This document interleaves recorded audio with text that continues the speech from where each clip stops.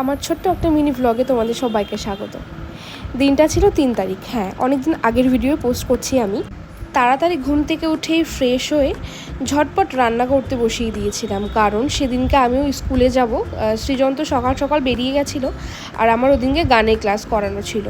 তো আমি রান্না করে ওর জন্য টিফিন নিয়ে যাব। তো সেদিনকে বাপি কাঁকড়া এনেছিল, কাঁকড়া রান্না করেছিলাম, ইলিশ মাছ রান্না করেছিলাম, আর কিছু একটা রান্না করেছিলাম, বাট আমার মনে নেই। যাই হোক, তারপরে রান্না কমপ্লিট করে নিয়ে আমি টিফিন করে বেরিয়ে পড়ি কালিয়াচক যাওয়ার জন্য। আমাদের স্কুলের লোকেশন হচ্ছে কালিয়াচক, সেখানেই আমাদের স্কুল।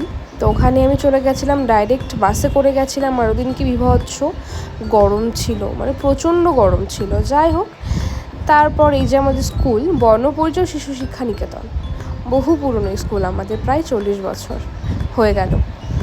গিয়ে দেখি বাচ্চারা তো খুব এক্সাইটেড, কারণ ওরা টিচার্সদের জন্য প্ল্যান করছিল। সেটার জন্যই ওরা এসেছিল যে ম্যাম আপনি কি চকলেট খেতে ভালোবাসেন, স্যারকে জিজ্ঞাসা করছিল স্যার আপনি কি খেতে ভালোবাসেন, এগুলোই।